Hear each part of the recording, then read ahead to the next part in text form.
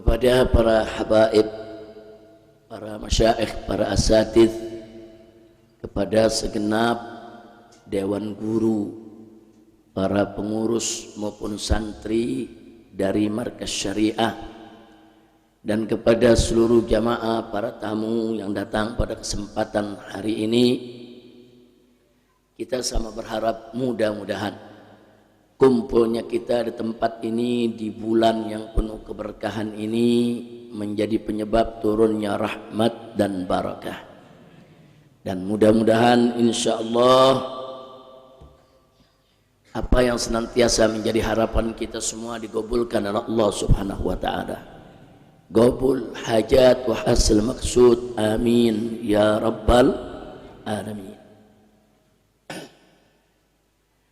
Untuk tidak berpanjang waktu, sebagaimana sama kita maklumi, hari ini merupakan acara haul Abuya Sayyid Muhammad bin Alwi Al-Maliki radhiyallahu taala anhu wa ardhah. Begitu juga sekaligus merupakan acara haflah akhirus sanah, di mana sekaligus juga merupakan acara khatmul Quran di salat tarawih nanti malam.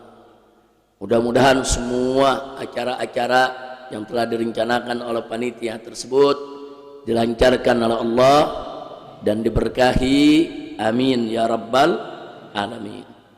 Nah baiklah, pada kesempatan ini bagian pertama yang ingin saya sampaikan, sebagaimana tadi Al-Habib Muhammad Alwi bin Hasan bin Sumaid hafizahullah ta'ala wa ra'ah yang telah memaparkan kepada kita subdah daripada managib sahibul haul, managib daripada Abuya Sayyid Muhammad bin Alwi Al-Maliki radhiyallahu ta'ala anhu wa ardha.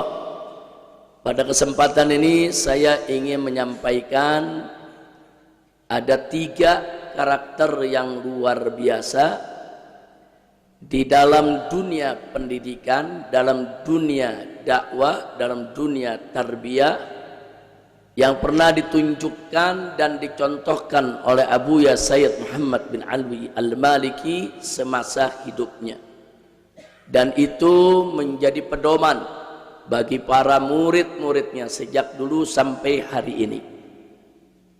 Ada 3 perkara yang ingin saya sampaikan. Yang pertama, Abuya Sayyid Muhammad bin Alwi Al-Maliki, sebagaimana tadi sudah dikutip oleh Habib Alwi,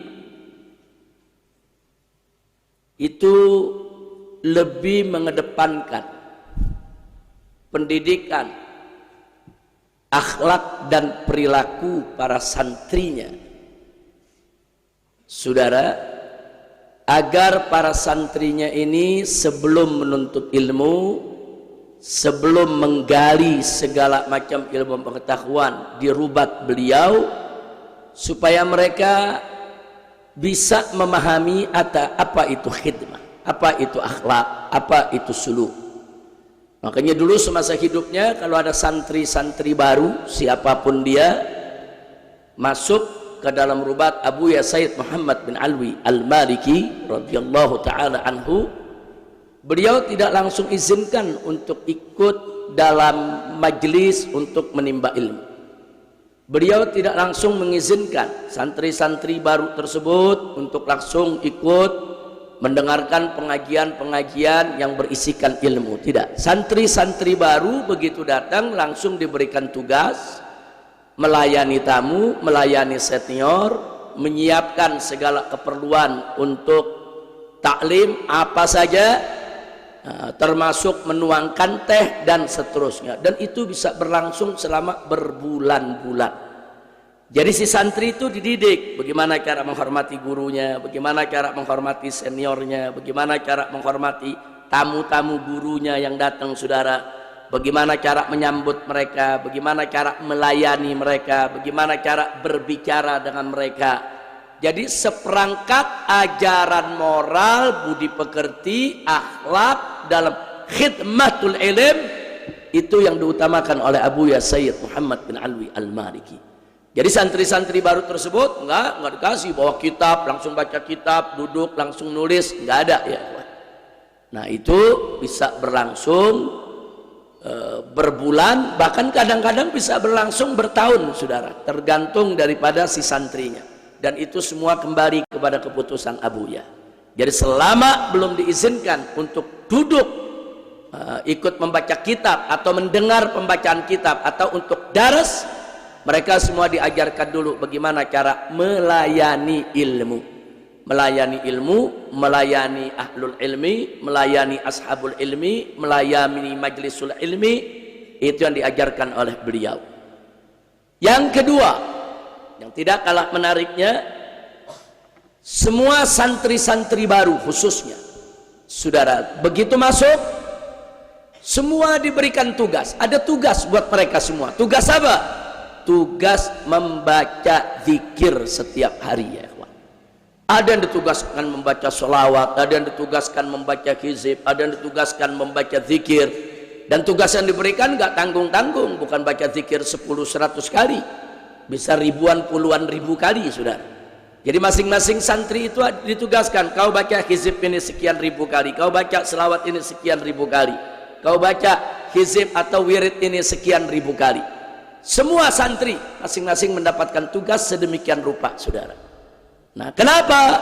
Semua itu tidak lain dan tidak bukan di tazkiyatin nufus.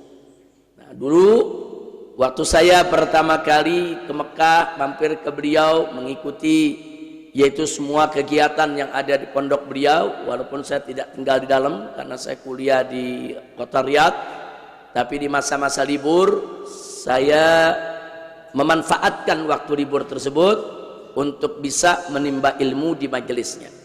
Pada awalnya kita sendiri masih bertanya-tanya, kenapa ya kok santri baru disuruh ngelayanin, disuruh nuangin teh, disuruh bikin bukur, saudara.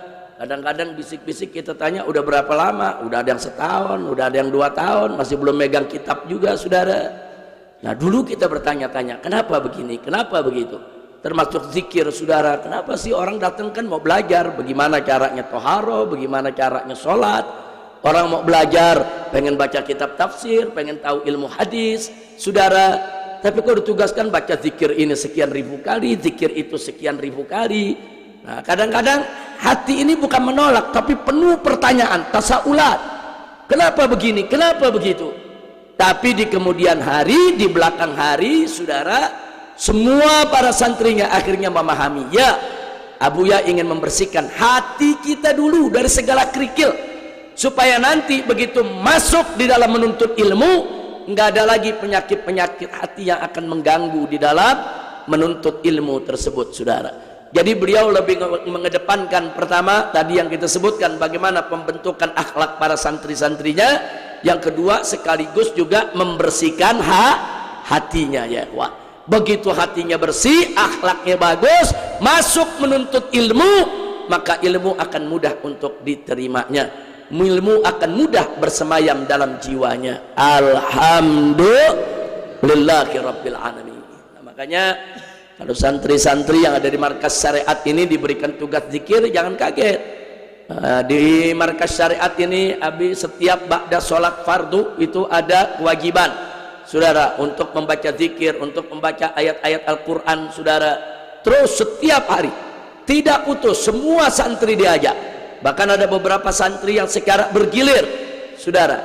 Nah, untuk mengamalkan amalan-amalan tertentu. Ini semua tidak lain dan tidak bukan untuk membersihkan hati kita, membersihkan akal pikiran kita, membersihkan jiwa dan sanubari kita dari segala penyakit hati yang sekiranya kalau dibiarkan akan bisa mengganggu kita dalam menuntut ilmu. Karena kalau hati udah bersih, pikiran udah jernih, itu nimba ilmunya enak ya, Wak. Nah, tinggal selanjutnya adalah bagaimana pendidikan akhlaknya. Ini harus betul-betul diutamakan. Akhlak nomor 1 ya, Wak. Jadi nggak ada maknanya kita punya ilmu kalau tidak punya akhlak.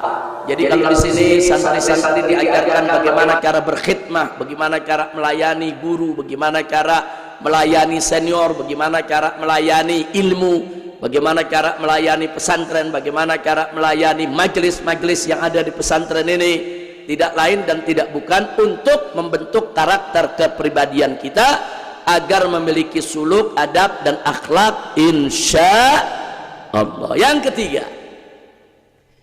ketiga ini luar biasa dan ini perlu dimiliki oleh setiap dai dimanapun berada, ya. Perlu diketahui bahwa Abuya Sayyid Muhammad bin Alwi Al-Maliki dari segi fikih bermadhab Maliki. Beliau bukan bermadhab Syafi'i, madhabnya Maliki. Tapi yang menakjubkannya, ribuan murid yang beliau ajar dari tahun ke tahun, sekian puluh tahun muridnya udah ribuan, saudara. Semua murid yang diajarkan tersebut, saudara, tidak ada satupun yang dibentuk, diarahkan, apalagi dipaksa untuk bermadhab Maliki. Nggak ada. Ini dahsyat. Karena pada umumnya yang namanya guru pengen muridnya sama pemikiran dengan gurunya. Yang namanya guru pengen muridnya supaya satu madhab, satu akidah, satu fikih dengan sang guru, saudara. Tapi Abuya enggak.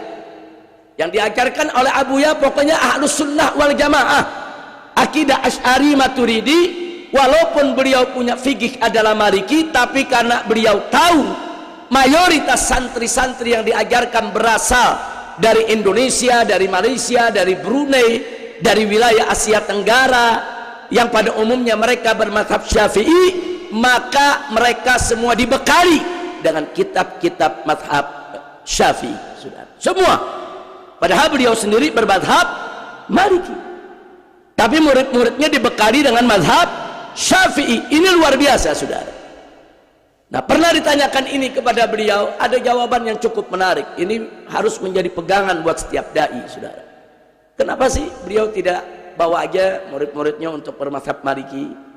Kenapa sih yang gak dibacakan ya kitab-kitab Maliki aja lah semua, saudara, tafsirnya, hadisnya, fikihnya, saudara. Kenapa sih yang diajarin harus madhab Syafi'i?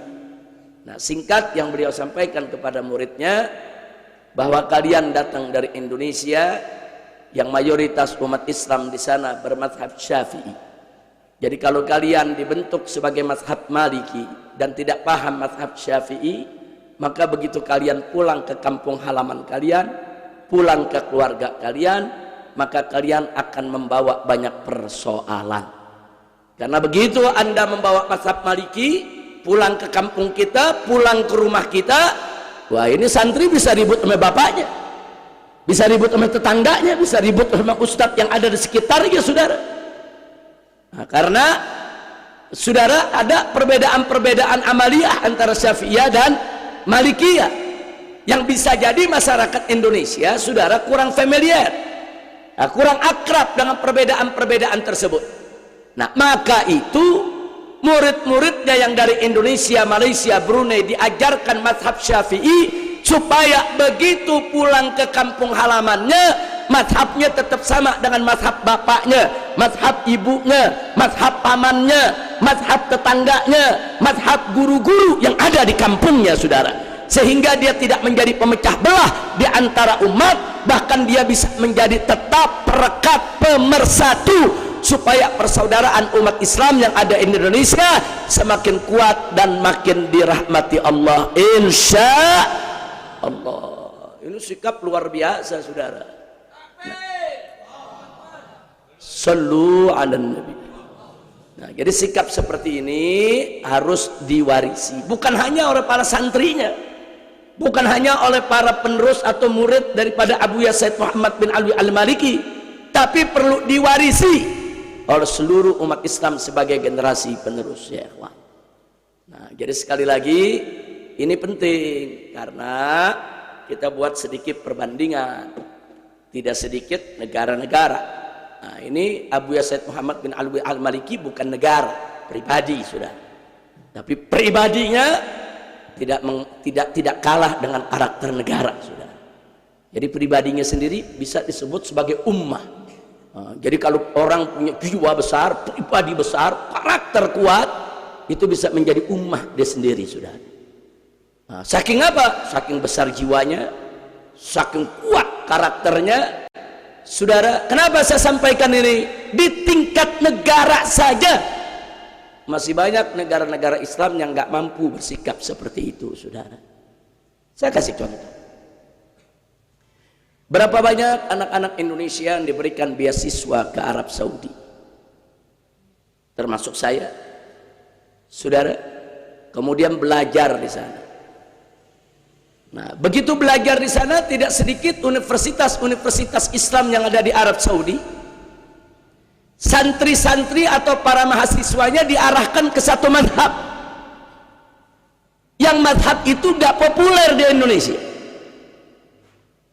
Ya, katakan ke Arab Saudi, belajar di Jamiatul Islamiyah di Madinah, atau belajar di Jamiatul Imam Muhammad ibn Saud, saudara, mereka diajarkan fikih Hambali, dan mereka juga diajarkan akidah yang diusung oleh Syekh Muhammad bin Abdul Wahhab, saudara. Bagi saya tidak ada masalah kalau semua itu diajarkan kepada para pengikut Hambali dan para pengikut Syekh Muhammad bin Abdul Wahhab, saudara. Tapi menjadi problem begitu itu didoktrin kepada para santri dan mahasiswa dari Indonesia. Setelah sekian lama mereka belajar, sekian tahun, kemudian mereka dikembalikan ke Indonesia, dan sebagian dari mereka mendapat tugas sebagai misionaris madhab. Apa itu misionaris madhab? Mereka ditugaskan, apa yang kau pelajari di Arab Saudi ini dari pemikiran Syekh Muhammad bin Abdul Wahhab, dari fikih Hambali, bawa ke negerimu, sebarkan. Nah, begitu mereka datang sebagai misionaris madhab di kita punya negeri, maka kita sudah bisa bayangkan apa yang terjadi. Mereka akan menjadi pemecah belah umat, saudara. Karena apa yang mereka bawa nggak sama dengan apa yang diamalkan selama ini oleh masyarakat di Indonesia. Baik itu berupa pemikiran ilmiah atau itu berupa amaliyah, saudara. Nah, ini yang saya mau ingatkan. Kira-kira jelas tidak? Saya mau tanya sama yang hadir di sini. Perhatikan semua santri. Perhatikan. Nah, saya mau tanya semua, kalau ada santri dari Indonesia mayoritas mazhab Syafi'i pergi ke luar negeri belajar mazhab Maliki, terus begitu pulang disuruh sebarin tuh mazhab Maliki, saya tanya kira-kira akan jadi problem nggak? Baik. Atau ada yang bermazhab Syafi'i dari Indonesia terbang belajar, tahu-tahu disuruh kembali diajarkan di sana hanya mazhab Hambali. Begitu pulang ke Indonesia, dia bawa itu pemikiran-pemikiran mazhab Hambali, disebarluaskan di tengah masyarakat Indonesia. Jujur, jadi problem enggak? Jadi problem, saudara. Itu jadi tafriqah. Walaupun kita tahu Maliki, Syafi'i, Hambali, Ahlus Sunnah wal Jamaah, tapi orang-orang awam yang ada di bawah, begitu mereka, saudara, disajikan aneka ragam pendapat yang berbeda dengan apa yang mereka sudah akrab selama ini, dengan apa yang mereka sudah pahami selama ini, itu akan menimbulkan kebingungan, bahkan bisa menjadi fitnah di tengah umat, saudara. Ya, sama halnya Kedutaan Besar Iran di Jakarta bagi-bagi beasiswa. Ribuan santri mahasiswa dari Indonesia berangkat ke Iran belajar di sana, saudara. Sampai di sana yang diajarkan mazhab Syiah. Nggak ada mereka diajarkan mazhab Syafi'i, Asy'ari, Maturidi, yang diajarkan mazhab Syiah. Yang diajarkan mazhab Imamiyah, Itsna Asy'ariyah, Ja'fariyah, baik fikih maupun akidah. Begitu sekian tahun mereka sudah belajar sana, pulang ke negerinya, saudara, mereka menyebarluaskan apa yang mereka pelajari di Iran.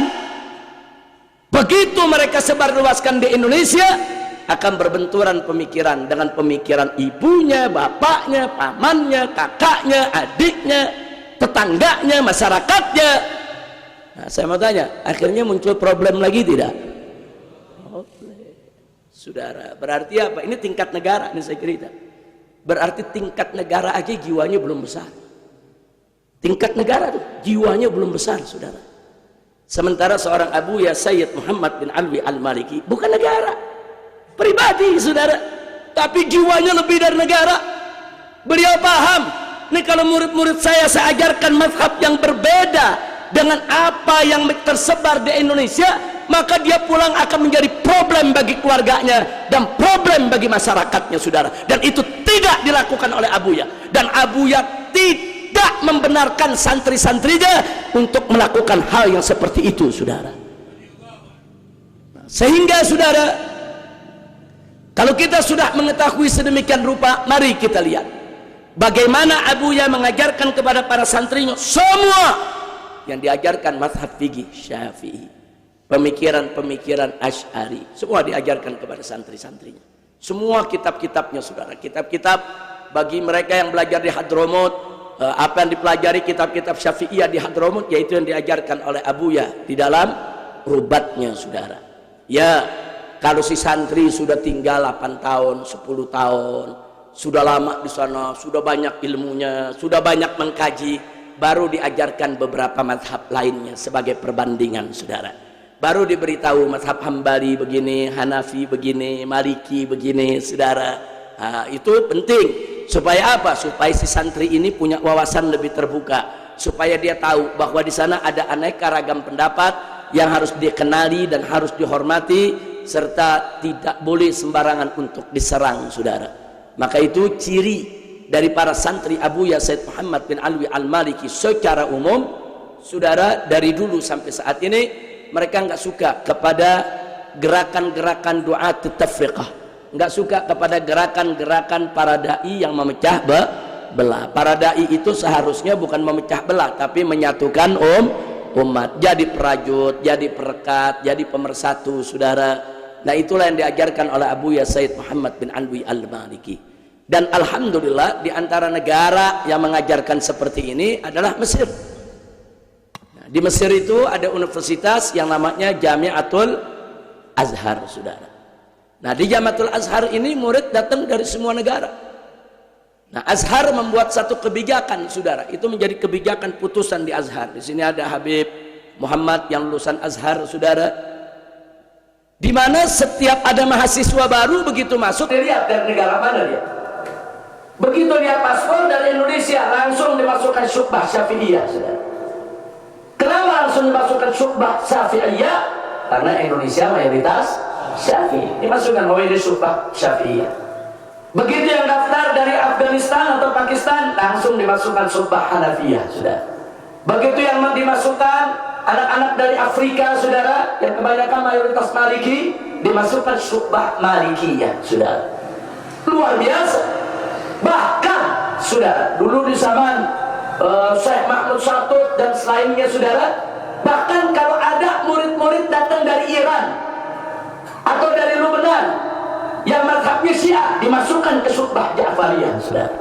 Subhanallah. Enggak, Azhar enggak memaksakan. Oh, ini mesti jadi Sunni, oh ini mesti jadi Maliki. Karena di benua Afrika itu termasuk Mesir banyak sekali mazhab Maliki, enggak memaksakan dia. Nah, artinya sikap Al-Azhar ini sikap negara yang luar biasa. Kenapa Azhar perlu bersikap sedemikian rupa? Karena yang datang dari berbagai negeri, saudara.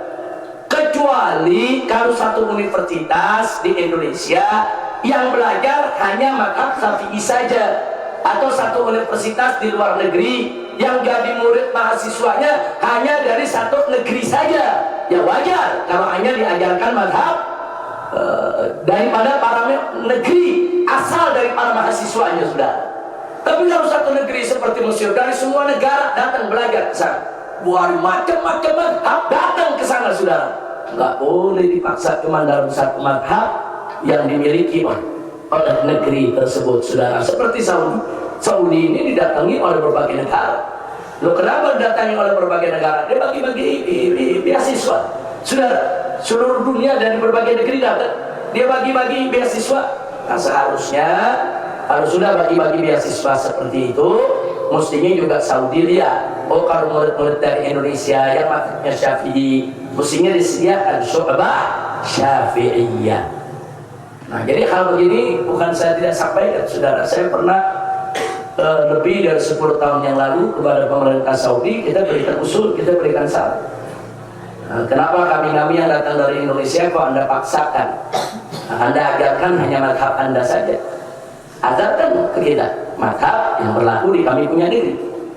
Nah, jadi kita protes untuk beberapa universitas di Saudi yang memang dipaksakan mazhab tertentu saja sudah.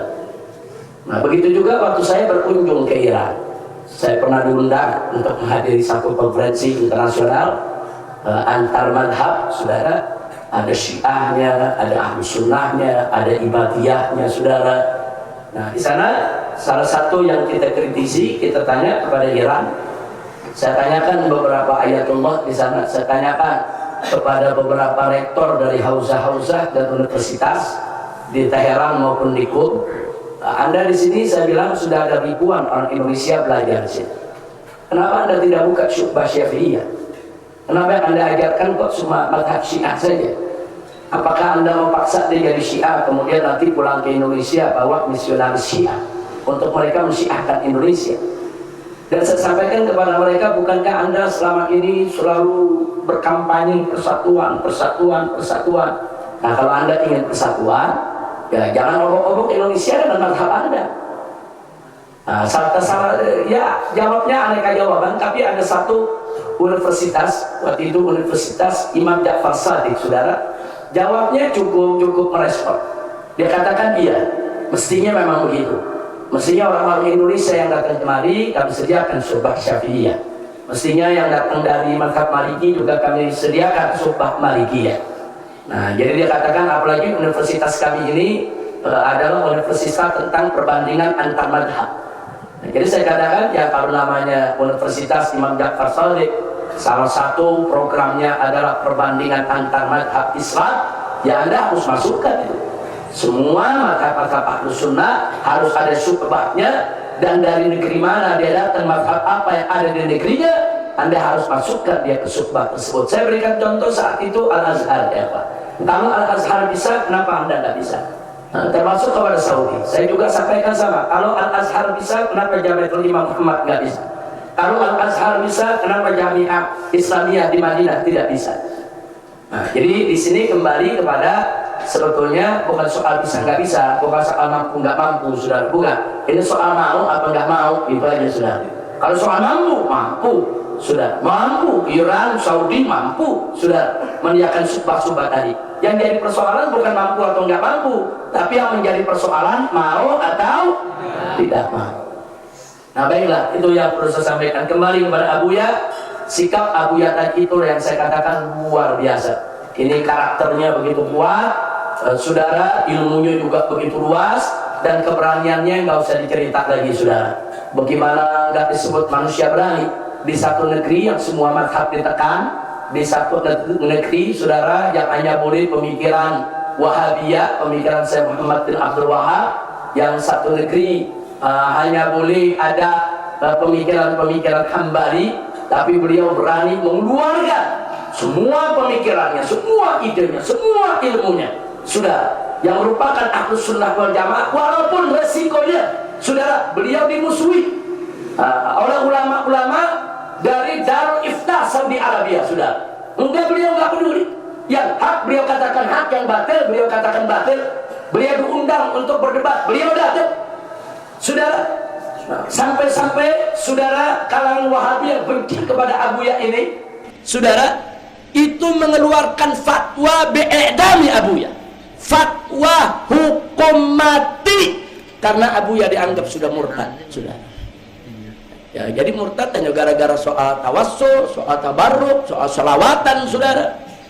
Nah, waktu Abuya dipanggil di tengah mereka, saudara, Abuya datang. Abuya persilakan, silakan kalian ini keluarkan, kalian punya hujah, kalian punya burhan, kami juga keluarkan, kami punya hujah, kami punya burhan. Enggak ada yang menang berdebat dengan Abuya saat itu, ya. Nah, cuma mereka memanfaatkan kekuasaan. Karena mereka ini adalah ulama-ulama yang dekat dengan raja, dekat dengan kerajaan, dekat dengan kekuasaan, memanfaatkan itu semua untuk menghentikan kegiatan Abuya. Abuya itu dulu salah satu imam resmi Al-Masjidil Haram, saudara. Akhirnya diberhentikan, nggak boleh jadi imam lagi di Masjidil Haram. Abuya itu dulu punya majelis khusus resmi di dalam Masjidil Haram, saudara. Resmi, ngajar, banyak yang belajar, saudara. Akhirnya di stop, nggak boleh mengajar lagi di Al-Masjidil Haram, saudara. Kenapa? Karena mereka iri, mereka dengki, mereka hasad. Karena Abuya kalau udah ngajar bukan 1-2 yang hadir, bukan 100-200 yang hadir, bisa ribuan yang hadir, saudara. Nah, kemudian nggak sampai di situ, beliau biasanya ngisi di televisi, ngisi di radio, di stop, nggak boleh ngisi lagi. Nggak sampai di situ, beliau ngajar, saudara, waktu itu di Jamiatul Al-Malik Abdul Aziz, saudara, yang sekarang jadi Jami'ah Ummul Qura, saudara, ngajar, dia berhentiin, nggak boleh ngajar lagi, saudara. Tapi tetap beliau berdakwah, tetap beliau menulis kitab-kitab, tetap beliau membuat rekaman disebar kemana-mana, saudara. Bahkan pengikutnya bukan hanya ada di Arab Saudi, di seluruh dunia. Nah, akhirnya begitu penyebaran ilmunya ada di seluruh dunia, sampai akhirnya Abuya nggak boleh keluar negeri. Masya Allah, luar biasa, saudara. Jadi tantangan Abuya nih nggak main-main, saudara. Jadi udah dimusuhi, ditekan, saudara. Tapi tetap beliau sampaikan, enggak, laumata laim, beliau nggak pernah berhenti, dan beliau nggak pernah menjilat pemerintah, enggak, beliau nggak pernah berbaik-baikan dalam arti kata untuk menjual akidahnya, enggak. Alhamdulillahirabbil alamin. Nah, jadi itu yang perlu kita tahu sedikit sosok daripada guru besar kita semua, saudara, Abuya Sayyid Muhammad bin Alwi Al-Maliki wal Imamul Muhaddits dan Al-Alimul Allamah. Beliau luar biasa, keilmuannya luar biasa, akhlaknya ya kuat. Nah, ini mudah-mudahan bisa menjadi contoh buat kita semua. Amin ya rabbal